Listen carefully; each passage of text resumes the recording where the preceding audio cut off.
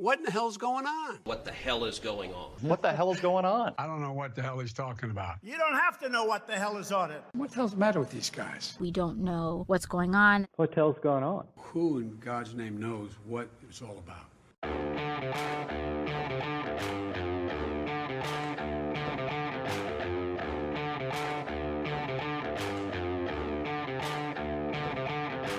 Hi, I'm Danielle Pletka. And I'm Mark Thiessen.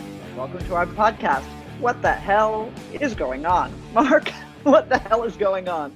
Well, Danny, what the hell is going on is we've got an Obama administration scientist here with us on the podcast today to talk about climate change.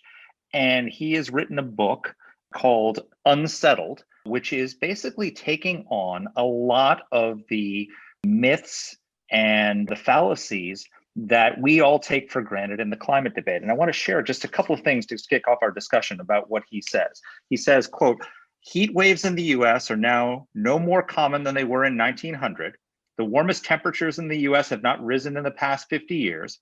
Humans have had no detectable impact on hurricanes over the past century. Greenland's ice sheet isn't shrinking any more rapidly today than it was 80 years ago. The net economic impact of human-induced climate change will be minimal through at least the end of the century." And that's not all. Tornado frequency and severity are not trending up, nor are the number and severity of droughts. The extent of global fires has been trending significantly downward. The rate of sea level rise has not accelerated. Crop yields are rising, not falling. Global atmospheric CO2 levels are obviously higher now than they were 2 centuries ago, but they're not at any planetary high. They're at a low that has only been seen once before in the past 500 million years. Danny, that is not what I hear coming out of the Biden administration. No, that's for sure. The Biden administration has declared a climate emergency. We should just remind everybody, there's no emergency at the border, but there is a climate emergency.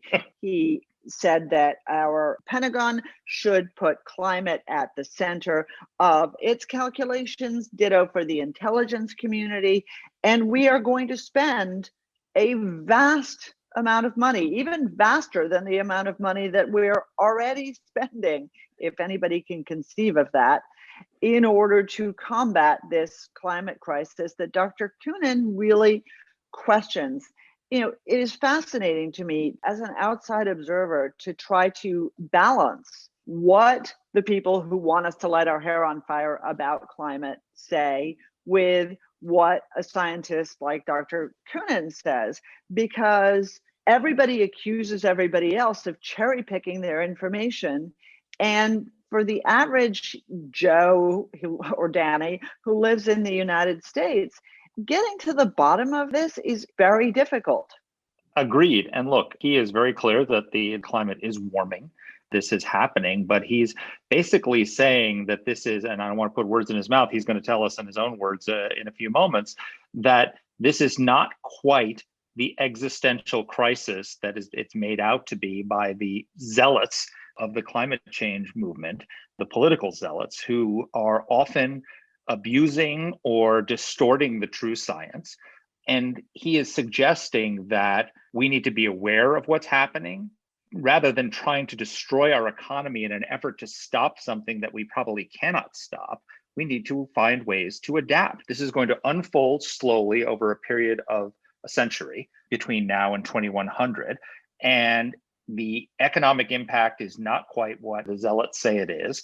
And we can adapt to this. We can find ways to figure out how to live with a changing climate that don't involve destroying our entire economy, putting entire industries out of work, trying to speed technological transformations, not through improvements in technology, but through stopping and pushing out old technologies before the new technologies are ready and proven. And we can do a lot of damage to ourselves along the way if we don't put this whole phenomenon in proper perspective.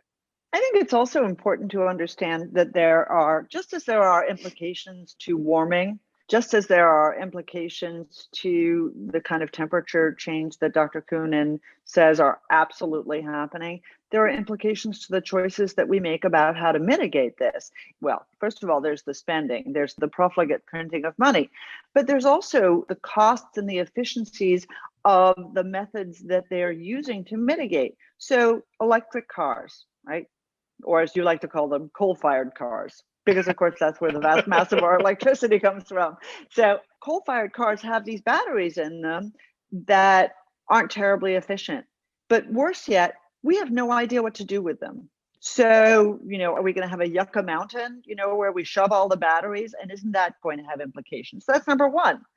Number two, solar panels. I love solar. When I lived in Israel 30 years ago, in Israel, this is technology that's been in use forever. In countries where there's just, for 8 months of the year, there's nothing but sun.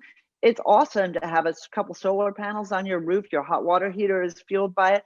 I think that's fantastic, and capturing that when you can is a great thing to do. But we need to recognize that the solar panel industry is now dominated by, oh yes, the People's Republic of China. Ditto, by the way, for this question of rare earths. So, you want to talk about wind power. We've all seen those windmills sort of moving lazily around, screw the birds that are getting killed by it, because apparently those guys are no longer in vogue.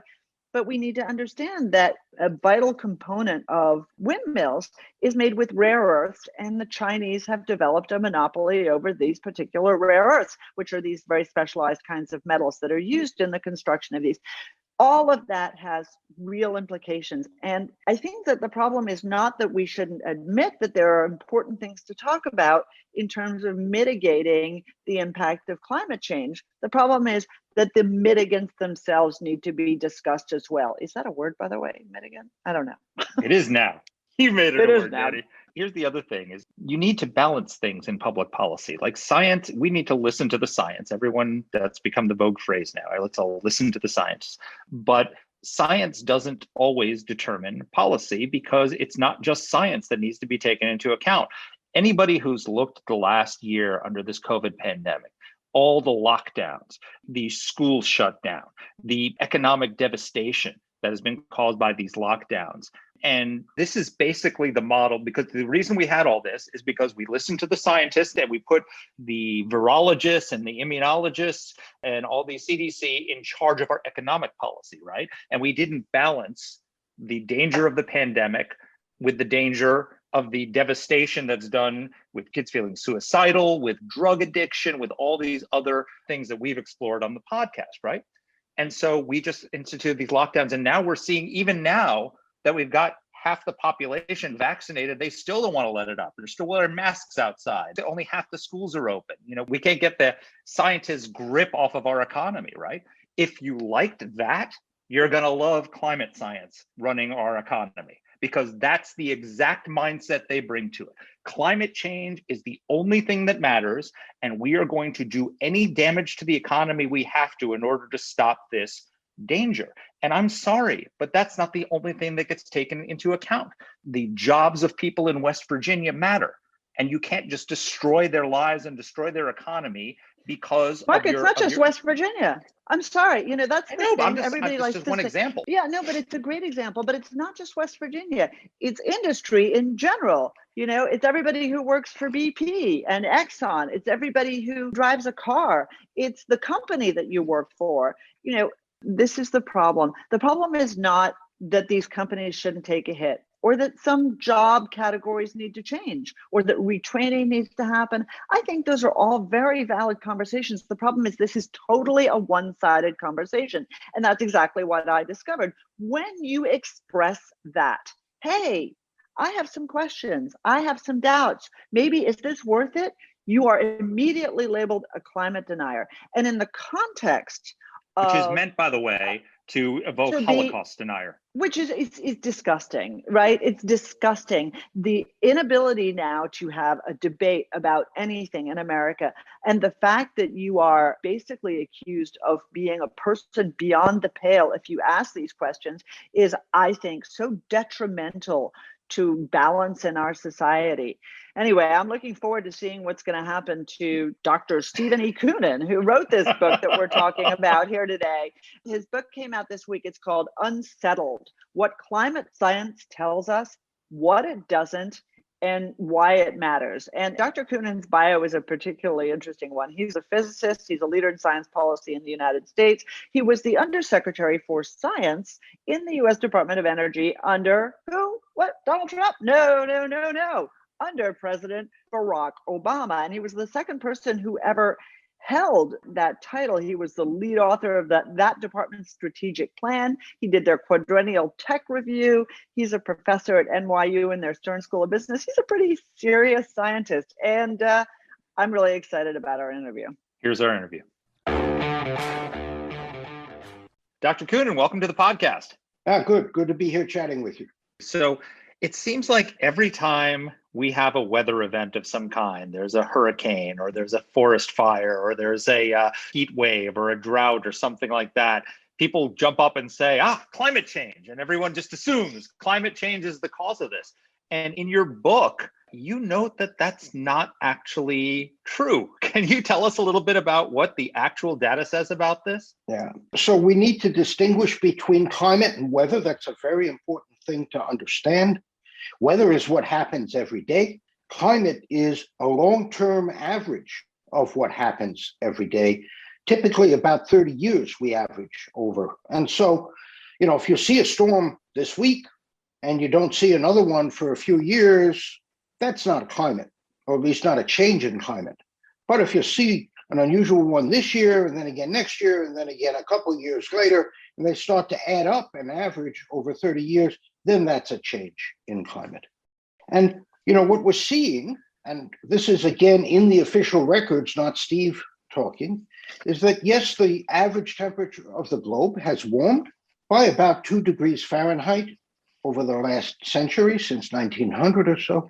But many other weather phenomena show no changes outside of normal variability, even as human influences have grown over the last 60 or 70 years.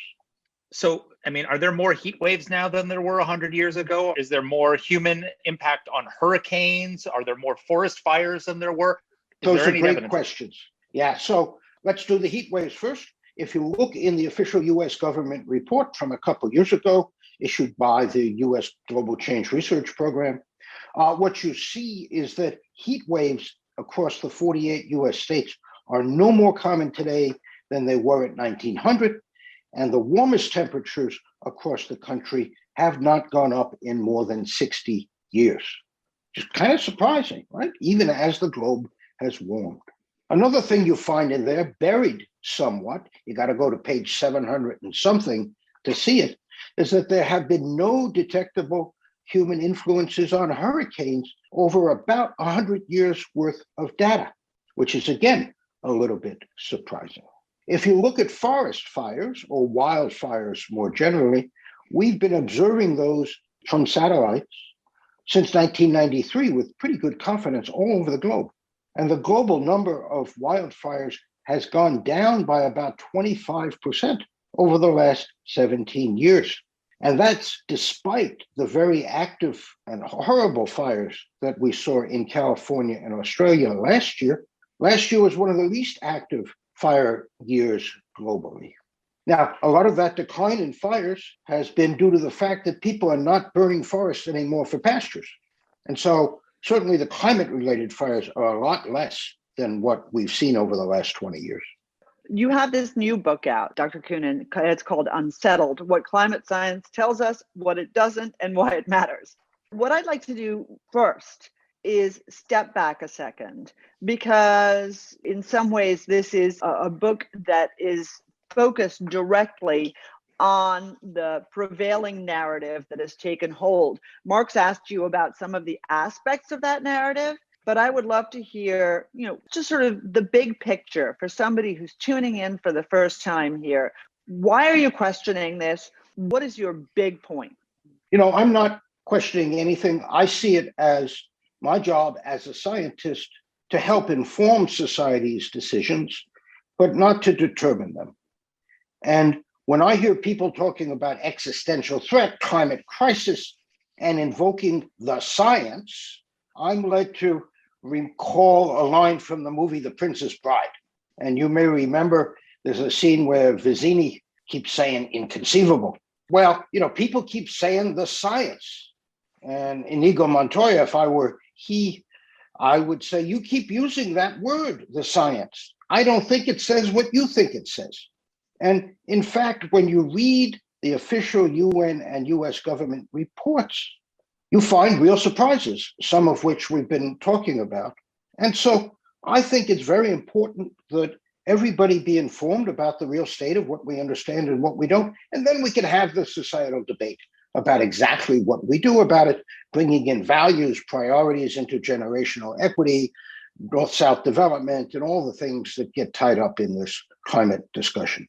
Give us a couple of really important data points. As I went through your book, I went through a lot of the articles and some of the criticisms. There were things that really stuck out to me. Among them, a lot of the mitigating efforts will have absolutely no impact, during our lifetimes or even the lifetimes of our children. So, where do you think we're going most wrong in the public understanding of this catastrophe, this disaster, this apocalypse? Yeah, alleged catastrophe.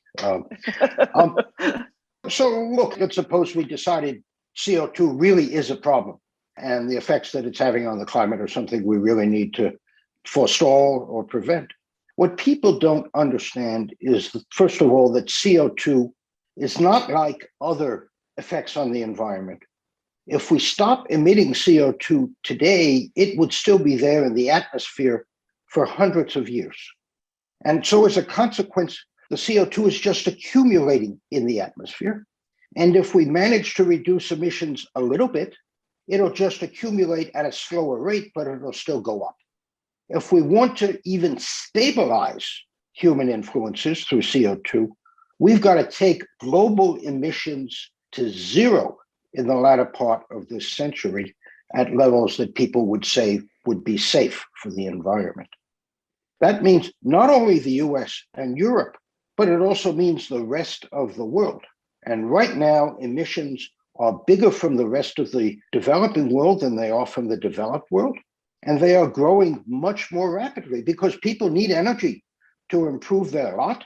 And fossil fuels are right now the most reliable and convenient way of doing that. And so, the fundamental problem is who's going to pay the developing world not to emit? And I've been asking that question for 20 years and nobody's given me a good answer. So I don't think we're going to be able to stabilize, let alone reduce human influences by, let's say, the end of this century. And so we've got to look to other courses of action.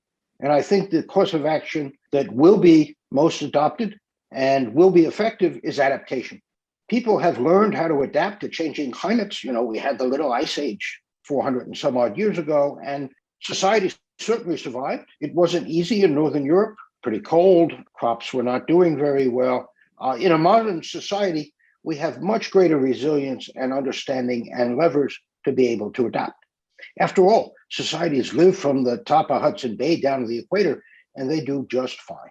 And it will not be sudden, it will be gradual, and human ingenuity will certainly get us through this, if not allow us to prosper. Now, that's true in the developed world. The developing world is more difficult, and I think the best thing we can do for the developing world is to help them make progress as quickly as possible. That, of course, takes energy, but also to strengthen their institutions, their capacities to execute large projects, to make graceful changes in their society. That's what the world is going to do, because trying to reduce emissions, let alone reduce concentrations, is just inconceivable, to use the Princess Bride word again. I think that's such a hugely important message that we have to adapt rather than try and bury our economy. And I was looking at some of the data. Biden says he wants to reduce carbon emissions over the next 10 years to 50% of 2005 levels. And correct me if I've got the data wrong here, but during the COVID lockdown last year, when the economy ground to a halt, people were hiding in their homes, air travel stopped, all these different things. We only got down about 21% below 2005 levels, which is so at least 30% towards Biden's goal. So if the economy was shut down and we still couldn't get to those levels, how on earth are we going to get to those levels in 10 years? Yeah, well, there are two big things that one would go after, and the Biden administration has, I think, properly identified those as the necessary things. The most important is electrical power generation. In power generation, not only do they want to get emissions down, but they want emissions to go to zero by 2035 from the power sector. And that means no coal and no gas, and all wind, solar, hydro, and I think they grudgingly will say nuclear. And boy, that's a really heavy lift. It would cause the power sector to change at an unprecedented rate. And my worry about that is the reliability and stability of the grid. Wind and solar, which are the current favorites, have two drawbacks. Well, they have several, but two important ones are that they're intermittent. You only get generation when the wind blows or the sun shines, but you need electricity 24/7. And the other is something that's not widely appreciated. You know, our electricity goes up and down at 60 times a second, 60 cycles. And that stability is caused by heavy spinning metal flywheels in the generators. Wind and solar don't have that at all. And it's going to be a real technical challenge to have the stability of the grid that we have now as we get to larger and larger amounts of wind and solar. So I'm very doubtful that we're going to achieve the goals in the power sector. And many people who have much more knowledge and experience than I in the utility sector basically say that's not going to happen. We'll reduce emissions somewhat, of course.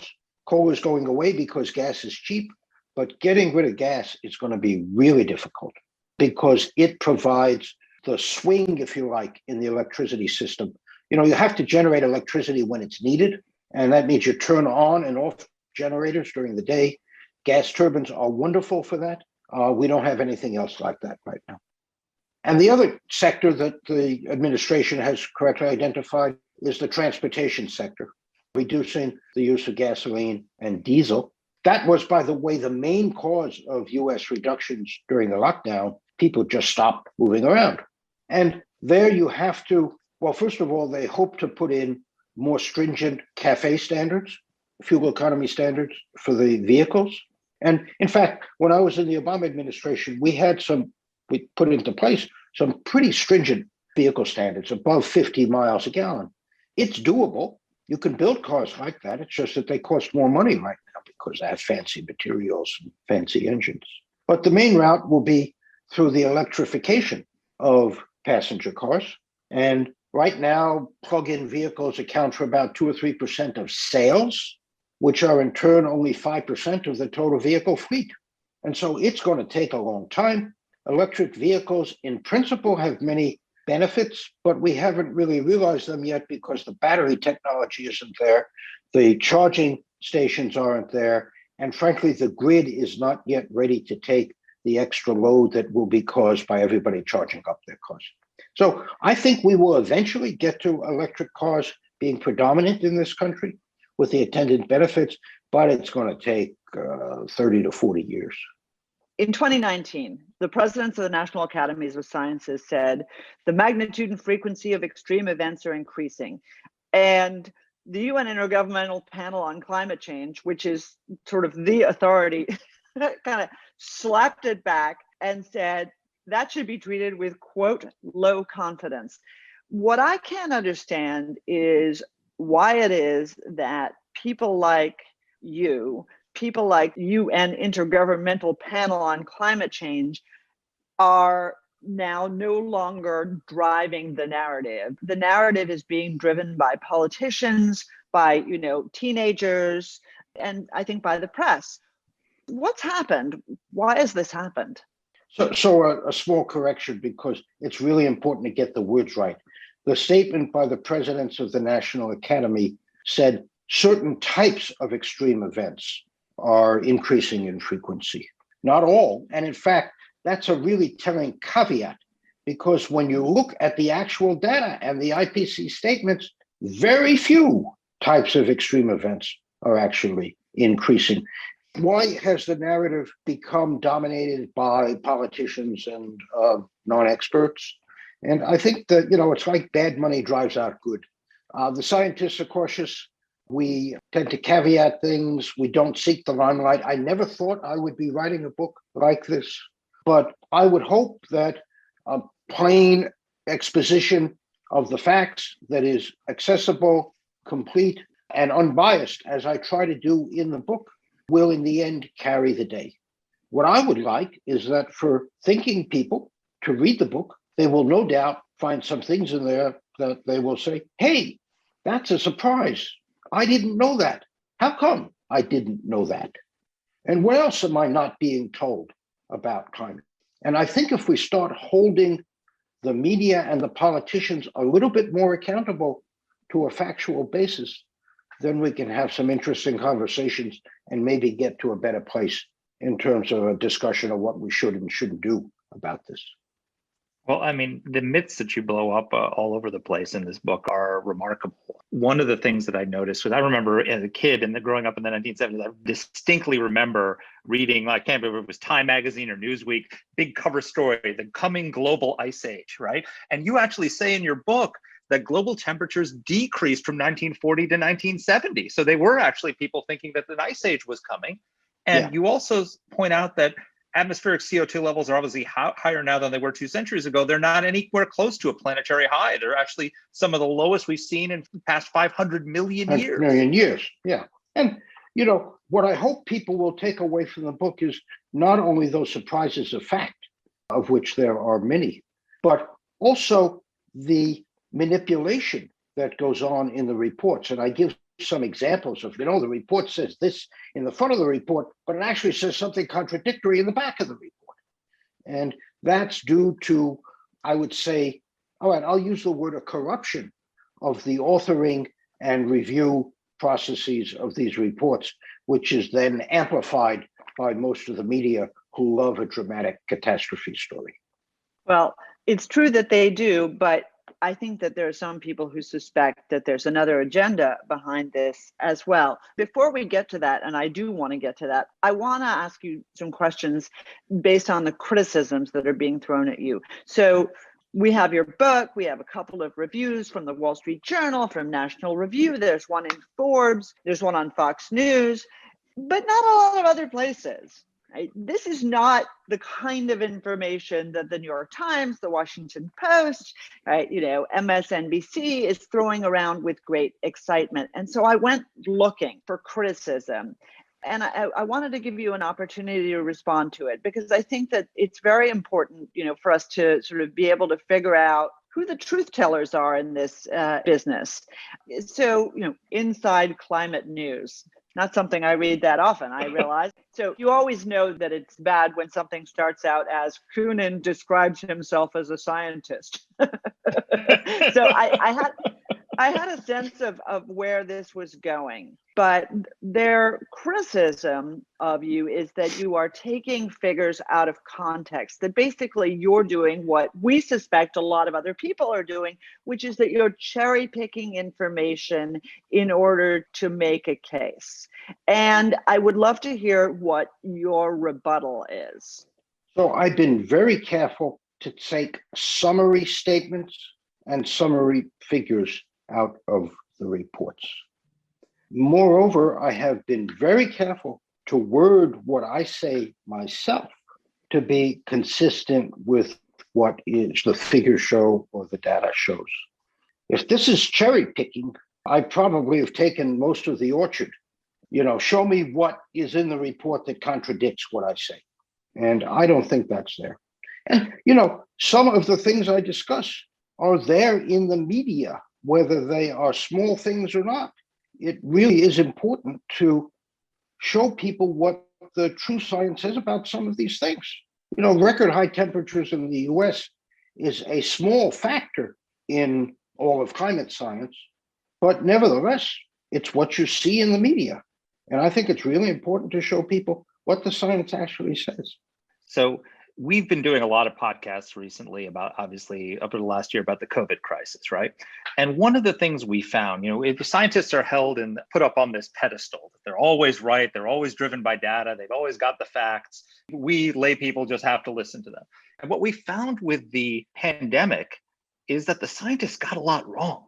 They missed the pandemic because they were following a flu model, which doesn't travel asymptomatically, flu, whereas COVID did. They told us not to wear masks because masks don't protect you, and then they changed their mind about that.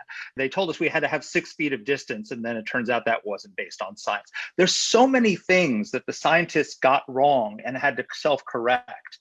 Can we extrapolate from that experience that maybe the climate scientists are getting some things wrong too, and that we really don't have to take what they're saying as gospel, and that maybe some of these things ought to be questioned by other scientists and challenged, and that this is not religion and it's not heresy to say that maybe they're not getting it right, and maybe their assumptions are wrong, and maybe their data isn't 100%. Is that fair? I think it's fair. Certainly, you always challenge science, but some things are less challengeable than others. Of course, we can give some simple examples. The law of gravity, nobody challenges that, except Einstein did in 1918 or something. He was right. But for practical purposes, you don't challenge these things. But I think two things about science in the COVID situation are worth highlighting. One is that it was novel, and it's the first time we had something like that in modern society. Spanish flu maybe was like that in the early 20th century. And the scientists were feeling their way. It was tough. We didn't understand what the virus, how it transmits, how it affects people. We still don't really. There are lots of mysteries in that.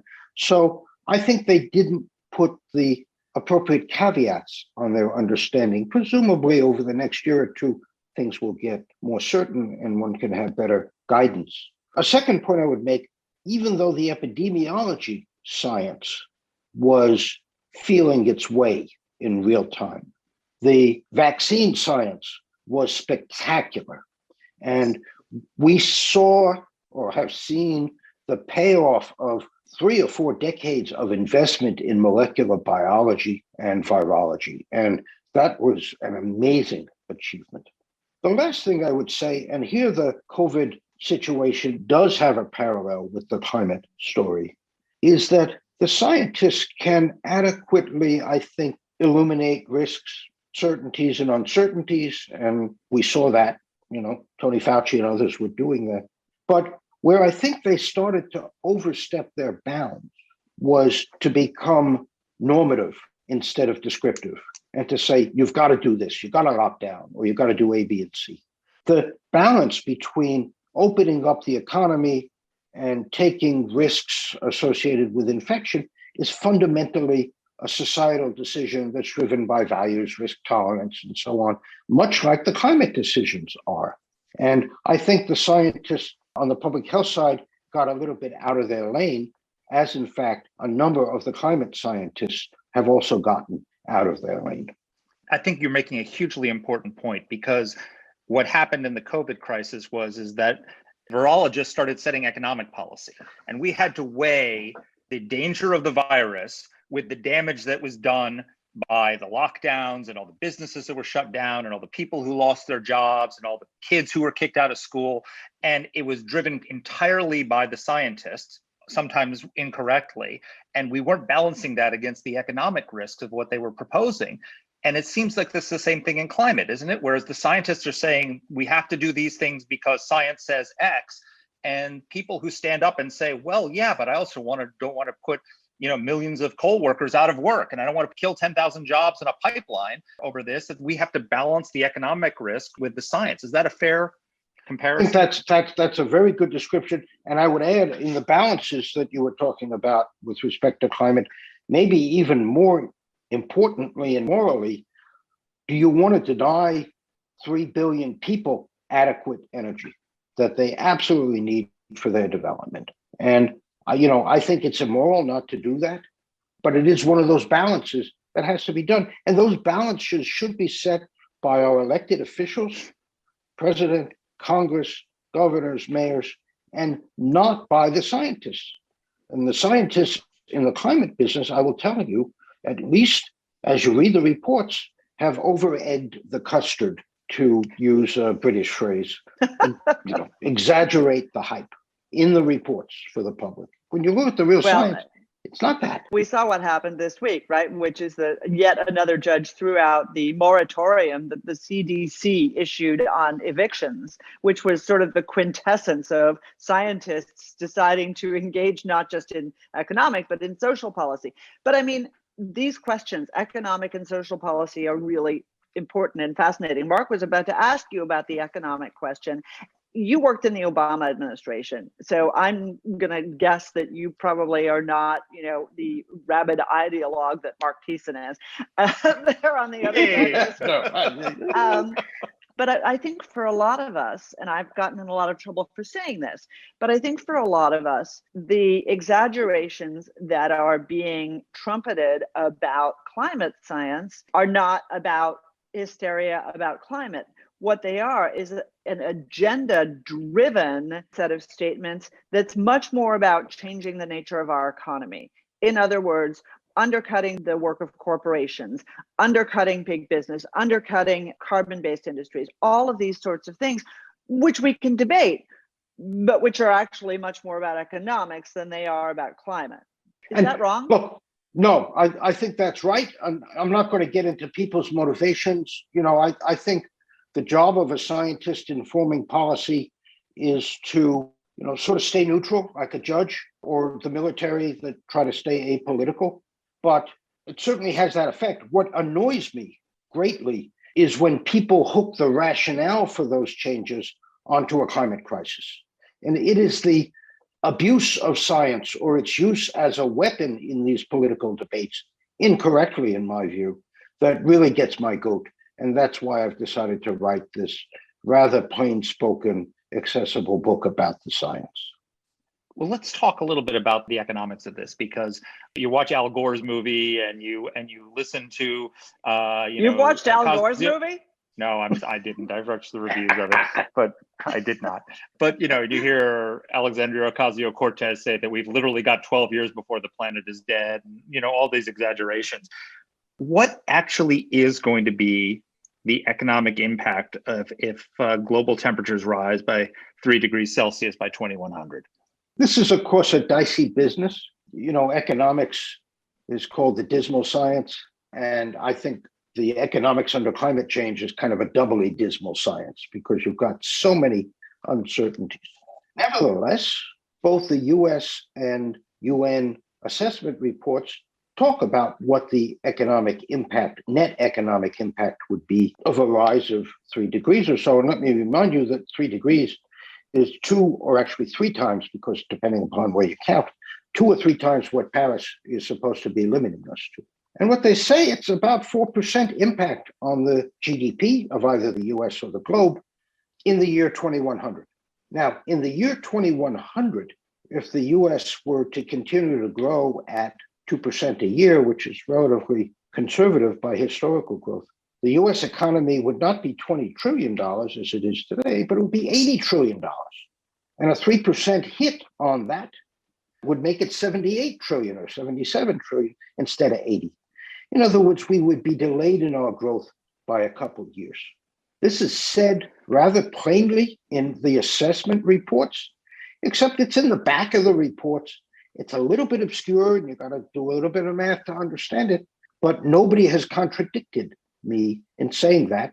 And in fact, when I published a piece in the Wall Street Journal a couple of years ago pointing this out, I got a very nice note from a prominent energy economist who said, "I'm glad you made that point." So the headlines that say economic disaster, climate's going to crash the economy, they're just not founded in the science, what the official reports say, right? So where Representative Ocasio-Cortez gets her numbers from, I don't know. I hope that she reads my book, and then maybe we can have a conversation. The same is true, by the way, of Greta. Okay, I read her book. There it is. Okay, I did read it, and I hope she reads mine. Yeah. So my exit question for you, Steve. So I'm actually very selfishly asking this question. So a couple of years ago, I got in really a lot of trouble for saying that I really didn't understand anthropogenic warming, unfortunately on national TV. And you're not allowed to say that kind of thing. And the reason I said that is because the one thing I do know about climate is that we've had a bunch of ice ages, including the mini ice age that you referenced. And yet we've come out of those ice ages without cars, without human beings. And my understanding is that there are also cyclical elements here. Why have those been given such short shrift when we talk about climate? So what you need to understand is that the influences we're talking about, natural and anthropogenic, and I'm glad I can use that word since you've used it already. These are very small influences on the scale of what goes on in the climate system all the time. They're kind of at that 0.5% or 1% level. The system is very noisy, it's chaotic, it varies a lot. So what actually happens with the climate system is really the sum or the totality of all the influences and all the natural variability. Yes, we've had ice ages. They happen every 50, 100,000 years, and we understand them pretty well. They're caused by the way the Earth goes around the sun and the tilt of its axis. They happen on very long time scales. We also have very short time scale variation. El Nino events happen every 5 years, roughly. They last a year or two. They influence the climate, as I think we know in the US. The carbon dioxide is a human influence. It's not the only human influence. Aerosols are another human influence that actually cool the planet rather than warm them. They're growing on a pretty rapid timescale of 50 years or so going up. And so it's different, but a challenge is sorting them out from the natural variations, some of which, by the way, besides El Nino, we also have natural variations that take 50 or 70 years to cycle. They're called the Atlantic multi-decadal oscillation, the Pacific decadal oscillation. And so they have names, and you can find them there in the temperature record. If you look at the temperatures of the Earth in the right way, you can see them go up and down on 60-year timescales. So the challenge is to sort all that out. And that's really tough because we don't have complete observations. We don't have observations over a long enough time. And the oceans, which are an important part of the climate system, are really tough to observe. So that's why, I have titled the book Unsettled, because there's a lot of important things about the climate we just don't understand yet. So I'm going to end on a really heretical question.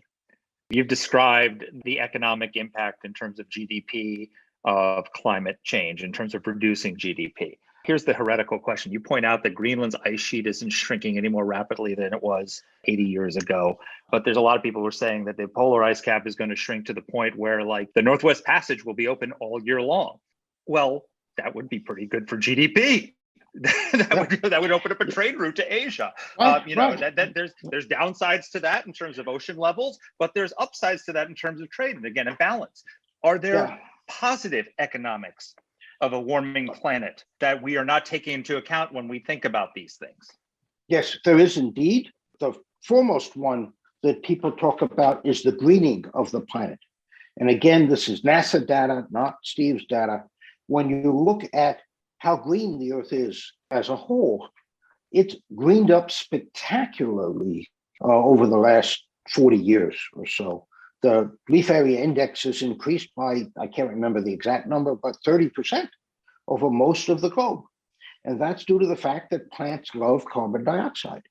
It fertilizes them. The increase in crop yields that we have seen since 1960 is in large part due to agricultural practices and plant genetics, but in fact, the CO2 has helped as well.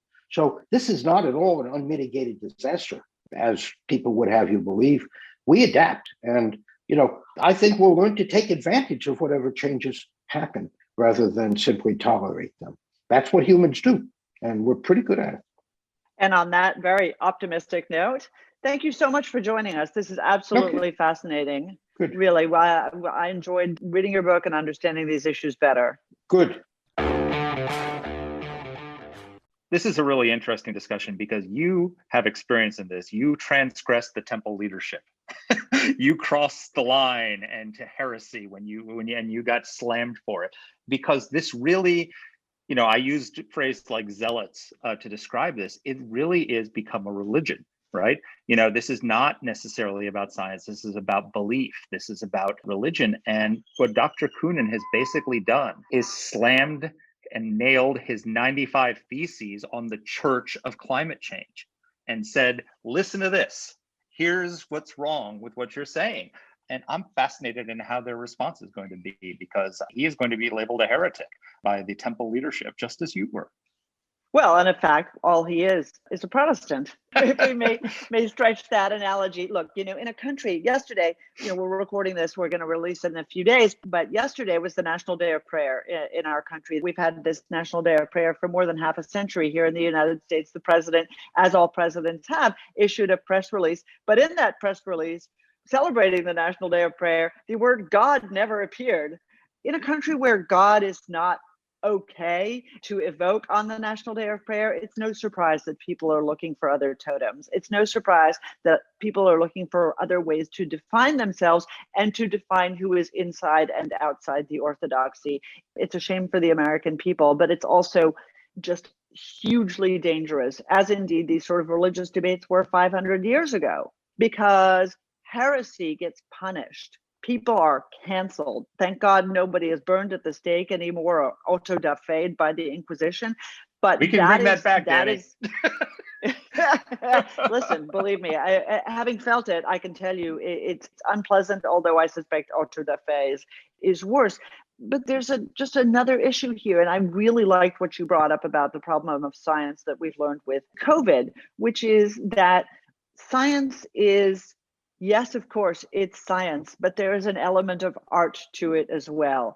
And the science of today is not necessarily the science of tomorrow. Galileo taught us that. Newton taught us that. Einstein taught us that. And this blind adherence to factoids, and they are factoids by the self-appointed bishops and clerics of this new religion, like AOC, like Greta Thunberg, is just really, I think, intolerable. Well, I don't want to get too deep into the Catholic bashing as a Catholic, but you're absolutely right. I mean, look, again, I started out in the beginning of the podcast talking about the comparison to the COVID lockdown. The reality is that during last year's lockdowns, when we ground the economy to a halt, when everybody stopped going out, when so much business shut down, factories shut down, people stopped driving, people stopped taking cruise ships, economic activity fell dramatically. We only got 20% towards Biden's goal of where we should be in 10 years in terms of COVID emissions. That should tell you something. If we can only get to 21% of the Biden goal and we're 30% short, then how the heck are we going to do that in 10 years? We need to understand. We're going to bring back the climate auto da fe. We're going to kill everybody who disagrees with us. There you and that go. will definitely slow things down. Well, that'll certainly reduce carbon emissions from those people at least. But, the truth is, the most important thing I think he said is that we're not going to be able to stop climate change. We need to find ways to adapt to climate change. And there are going to be positive adaptations and negative adaptations. But mankind has been adapting for centuries to the climate. And, the reality is that we cannot destroy our economy and destroy the livelihoods of millions of Americans, because that's what's going to happen whenever government bureaucrats come in with a 10-year plan or a 5-year plan, as we learned from the Soviet Union, to remake the economy in order to achieve socialist goals. They cause more destruction than they do benefits, right?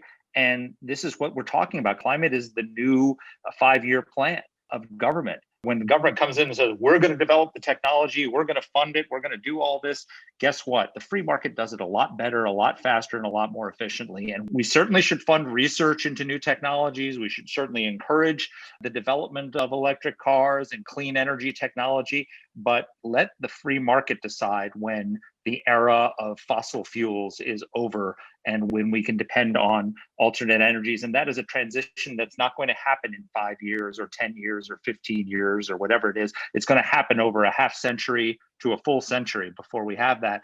And we mess with the free market at our peril, and quite frankly, at the peril of the lives and livelihoods of the American people, and quite frankly, even of our own country. We had Dan Yergin on the podcast last year talking about how there's national security implications to this too.